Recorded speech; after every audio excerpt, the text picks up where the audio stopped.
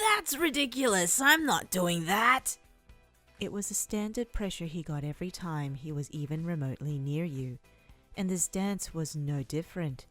He was very obviously head over heels for you.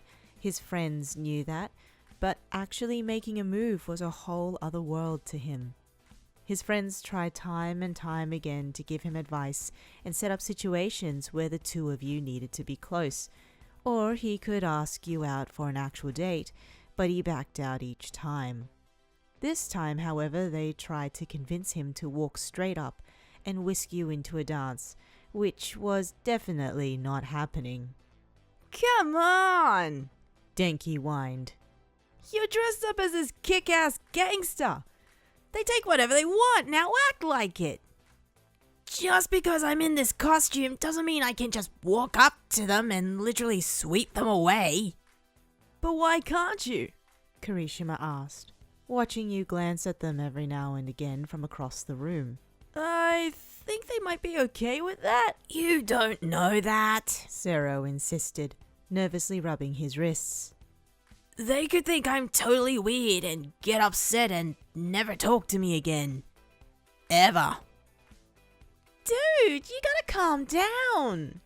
Mina wrapped an arm around his shoulders and shook him a bit. They already think you're totally weird, so you don't have to worry about that.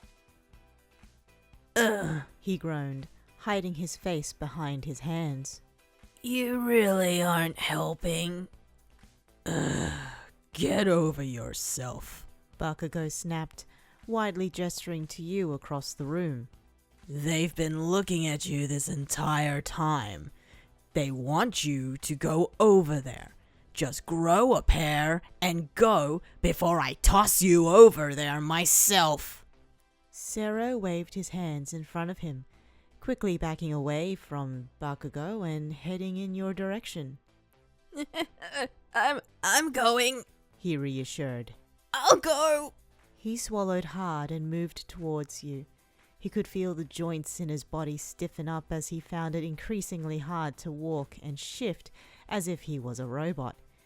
The smile on your face did nothing to help his nerves. Standing in front of you for a moment, you snapped him out of his daze with a soft shake of his shoulder. Earth to Zero! Hello? You alright? Your voice hit his ears, laced with concern. Oh, yeah. He cleared his throat, his signature smile gleaming. I'm fine. Just spaced out for a second. You stood there for at least an entire minute. It was a very long second. He scratched the back of his neck and let out a small chuckle. Anyway, you enjoying yourself? Your costume looks great. Why, thank you. You struck a ridiculous pose.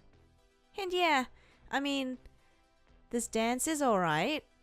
Alright? Yeah, it'd be much better if there was actual dancing, though. You gestured emptily to the room full of people, as they idly stood by, giving each other awkward glances. Actual dancing, huh? How about this?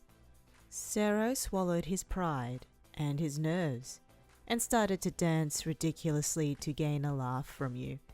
He cycled through the various dances from an online game he and Denki spent days trying to replicate.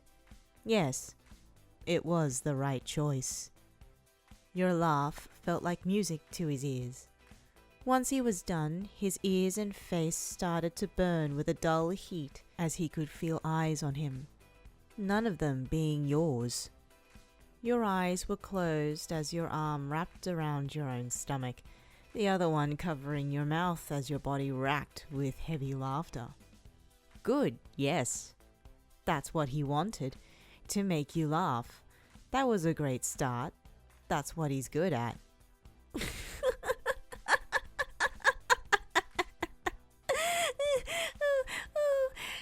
Killer moves. But I meant more dancing with each other. That he isn't good at. With each other?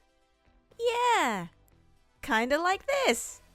You grabbed onto his hand and laid the other on his shoulder, stepping in closer to kick in his instincts to lay a hand on your hip. With nothing but a nervous smile, he looked into your eyes and tried to keep his knees steady while you took the lead and started to move the both of you around. He was amazed by how fluid your motions were and how easily you moved him across the dance floor. You never moved too quickly, but nothing about your steps was slow. They were graceful and smooth, and he was all but that. Sero felt like he was waltzing on air every time you touched, and now he practically was. The way you smiled at him made him melt, which led to you heavily leading him across the floor. He practically only moved whenever you dragged him. He was better off standing on your feet like a child. At least that way he had an excuse for why he kept stepping on them. Yet no matter how many times he accidentally stepped on your feet or tripped and threw you off, you just straightened yourself out, cut off his apology, and gave him such a soft smile that only led to more questions. He could feel the eyes of his friends piercing his back and glimpses of their faces as he and you spun around. They gave him thumbs up, smiles, even some cheers.